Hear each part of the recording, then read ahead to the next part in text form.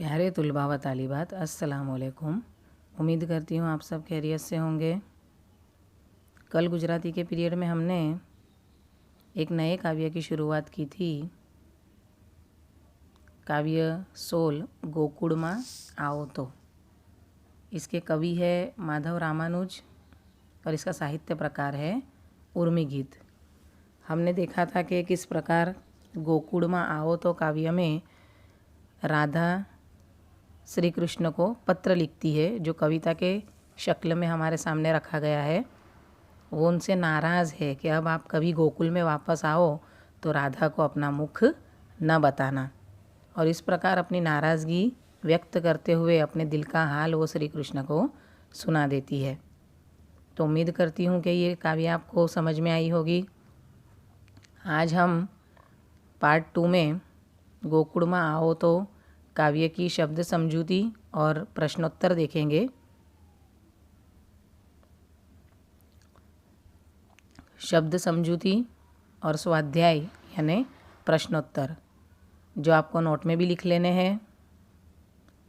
सबसे पहले शब्द समझूती में समानार्थी शब्दों। पहला है धण। धण यानी गायों टोड़ू। जो चरवाहे होते हैं, जो गाय भैंस को चराने के लिए ले जाते हैं, तो उनका जो गिरोह होता है, गायों का जो गिरोह होता है, उसे गुजराती में धण कहते हैं। तांदुल, तो ये मैंने आपको काव्य समझाते वक्त भी अर्थ बताया था कि तांदुल का अर्थ होता है एक जातनु अनाज, चोखा। सम्रांगण यानी युद्ध भूमि, जिसमें युद्ध लड़ा जाता है। जुहार, जुहार का अर्थ है नमस्कार, सलाम। ये सब समानार्थी शब्द थे, यानी समान अर्थ वाले, एक के बदले हम दूसरे का इस्तेमाल कर सकते हैं। उसके बाद है विरुद्धार्थी शब्द। तो विरुद्धार्थी शब्द यानी ऑपोजिट। पहला है रात, तो उसका दिवस। विरह, विरह का अर्थ होता है जुदाई, तो उसका ऑपोजिट है मिलन यानी मिलना, मुलाकात।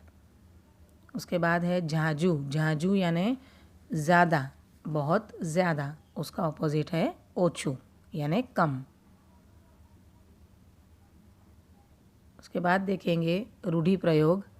आँख भराई आववी। आँख भराई आववी का अर्थ होता है आँख में आंसू आववा यानी रोना। उसके बाद है शब्द समूह माटे एक शब्द। तो गायों टोड़ू, अगर शब्द समूह में पूछा गया तो गायों टोड़ू का जो शॉर्ट स्वरूप है वो है धण। तो ये आपको याद रखना है। उसके बाद अब आगे बढ़ते हुए हम प्रश्नोत्तर देखेंगे। प्रश्न 1, प्रश्ननी नीचे आपेला विकल्पोमांथी साचो विकल्प पसंद करी खरानी, यानी यहाँ राइट की जो निशानी दिख रही है ते निशानी करो। ये MCQ है, आपको एक वाक्य में भी पूछे जा सकते हैं। तो पहला प्रश्न, श्री कृष्ण ने गोकुड़ में कोने मुख बतावानी ना पाड़ी है? कि श्री कृष्ण को गोकुल में आओ तो किसको मुख ना बताना ऐसा कहा गया है? तो ए गायों ने, बी राधा ने, सी श्याम ने, डी गोकुड़वासियों ने। तो यहाँ कौन सा जवाब आएगा? ऑप्शन बी, राधा ने। गोकुड़ में आओ तो राधा ने मुख ना बताओ, तो राधा ने, ये आंसर आएगा। दूसरा है सम्रांगण में श्री कृष्ण कई रीते सफल थशे? जैसे मैंने आपको बताया कि सम्रांगण यानी युद्ध भूमि, तो युद्ध भूमि में श्री कृष्ण कैसे सफल होंगे, कामयाब होंगे? सफल यानी कामयाब। तो ए हाथ में हथियार लीधा विना ज, हाथ में हथियार लईने, मित्रों ने साथ लईने, कि सुदर्शन चक्र चलावीने?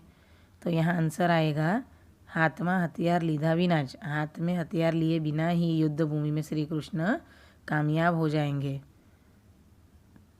गायों धन लईने श्री कृष्ण क्या जशे? गायों का जो गिरोह है उसको लेकर श्री कृष्ण कहाँ जाएंगे? तो ए गंगा ना कांठे, बी गोवर्धन पर्वत ऊपर, सी युद्ध ना मैदान में, के डी जमुना ने कांठे? तो यहाँ गायों को चराने के लिए गायों के गिरोह को लेकर श्री कृष्ण जाएंगे जमुना ने कांठे, तो डी आंसर आएगा जमुना ने कांठे। उसके बाद है चौथा प्रश्न, आ काव्य में कौन कोने पत्र लखी रह्यु छे। मैंने आपको बताया था काव्य समझाते हुए कि ये जो काव्य है वो पत्र की शक्ल में है, तो ये कौन लिखता है और किसे लिखता है। तो इसके ऑप्शन है ए सुदामा श्री कृष्ण ने, द्वारकावासियों श्री कृष्ण ने, राधा श्याम ने, कि गोकुड़वासियों राधा ने। तो इसका आंसर आएगा राधा श्याम ने। राधा ये पत्र लिखती है नाराज़गी भरा श्याम को, श्याम यानी श्री कृष्ण को। उसके बाद है नीचेना प्रश्नों विस्तृत उत्तर लखो, यानी लॉन्ग क्वेश्चन है, विस्तार से लिखना है, 4 मार्क्स का पूछा जाता है। इसमें पूरा कविता का जो भावार्थ है वो हमें लिख देना है। गोकुल में आओ तो कृति में राधा कृष्ण ने अंतर में ओछू न लाववानी बात केम करे छे। अंतर में ओछू न लाववू यानी बुरा मत लगाना। गोकुल में आओ तो कृति में राधाए कृष्ण ने कदम्बना પાંદડા पर पत्र लख्यो छे। कदम्ब के पत्ते पर उन्होंने पत्र लिखा है राधा ने श्री कृष्ण को। ते छे कृष्ण गोकुल छोड़ी गया छे, तेनु राधा ने दुख छे। कृष्ण गोकुल छोड़ के चले गए हैं। गोकुल एक नगरी का नाम है, गांव का नाम है। तो गोकुल छोड़ के श्री कृष्ण चले गए हैं, ये इस बात का राधा को बहुत दुख है। तेने ते माटे माठू लागे छे। माठू लाग्यू छे मतलब बुरा लगा है उसे, ये बात बुरी लगी है कि श्री कृष्ण गोकुल छोड़ के क्यों चले गए। एटले पत्र में लखे छे, इसलिए खत में लिखती है तमे भले गोकुल आओ, आप भले ही अब गोकुल आओ, पर राधा ने मुख ना बताओशो, पर राधा को अब अपना चेहरा मत दिखाना। तमे गायोनु धन लईने भले गोवर्धन जाओ, आप चरवाए हो गायों को, गिरोह को, गायों के धन को लेकर आप भले ही गोवर्धन पर्वत जाओ, लेकिन जमुना नदी के किनारे नहीं आना, पण जमुना ने कांठे ना आवशो। कांठे मतलब किनारे और जमुना नदी है, यमुना नदी। तमे भले तांदूलनी पोटली लईने आओ, पण हवे तांदूलने अड़वा कोई दौड़शे नहीं। क्या कहती है कि आप भले ही तांदूल यानी जो खाने का अनाज है उसकी पोटली लेकर आप आओ, लेकिन अब आपको कोई पकड़ने नहीं आएगा। विरहनी वेदना छे ते तमे कोई रीते दूर करी शको तेम नहीं नहीं। विरह यानी जुदाई, यानी आप जो चले गए हो गोकुल छोड़ के और जो जुदाई मैं सहन कर रही हूँ, राधा जो सहन कर रही है, तो इसका आप कोई इलाज नहीं कर सकते हैं। एटले ज राधा कृष्ण ने आ पत्र थी अंतर में ओछू न लाववानी बात करे छे। इसीलिए राधा कृष्ण से कहती है कि मैंने जो भी कहा उसका आप बुरा मत लगाना, और इस प्रकार अपने दिल का हाल वो श्री कृष्ण को ये काव्य में पत्र की शक्ल में सुना देती है। उसके बाद 2-3 वाक्य में जो पूछे जाते हैं वो प्रश्न है, 2 मार्क्स में पूछे जाते हैं। राधानी रीस ने तमारा शब्दों में वर्णो। रीस यानी नाराज़गी, जो राधा जो नाराज़ हो गई है श्री कृष्ण से, उनसे चिढ़ गई है, वो हमें काव्य के ज़रिए लिखना है। ये भी 2 मार्क्स में पूछा जाता है। आ काव्य में राधा कृष्ण ने कहे छे कि तमे गोकुल में आओ तो राधा ने मुख ना बताओशो। जैसे हमने देखा कि सबसे पहले तो नाराज़गी वो कैसे व्यक्त करती है कि आप गोकुल में आओ तो अपना चेहरा मुझे मत बताना, इतनी हद तक नाराज़ है। गोवर्धन पर्वत भले जाओ पण जमुना ने कांठे ना आवशो। आप गोवर्धन पर्वत भले ही जाओ, लेकिन यमुना नदी के किनारे मत आना। आमा राधानी रीस जोवा मळे छे। इसमें जो राधा की नाराज़गी है, उसका गुस्सा है, वो देखने को मिलता है। उसके बाद है राधा श्याम ने दुख न लगाड़वानुं शा माटे कहे छे। राधा जो है वो श्री कृष्ण को दुख न लगाने का या बुरा न लगाने का क्यों कहती है। तो राधा श्याम ने दुख न लगाड़वानुं कहीने पोताने केवुं माठुं लाग्युं छे ते वात याद करवा मांगे छे।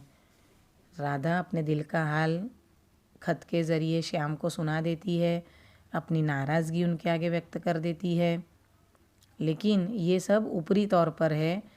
असल में तो वो श्री कृष्ण से नाराज़ नहीं है, लेकिन वो उनसे मिलना चाहती है, उनसे बात करना चाहती है।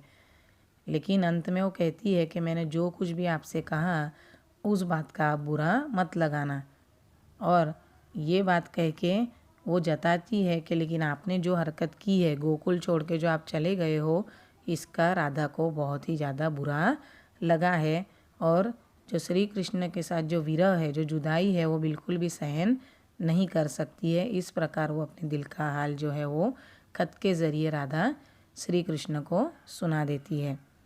तो यहाँ हमने देखा कि गोकुड़ में आओ, तो इसमें राधा और श्री कृष्ण की जो नाराज़गी भरा पत्र है वो हमें देखने को मिलता है। उसके ज़रिए उनकी जो प्रेम भावना है वो हमें देखने मिलती है। उम्मीद करती हूँ कि ये काव्य भी आपको समझ में आया होगा और इसकी शब्द समझूती और प्रश्नोत्तर भी आपको समझ में आए होंगे। ये शब्द समझूती और प्रश्नोत्तर आपको नोट में लिख लेने हैं, याद भी करने हैं।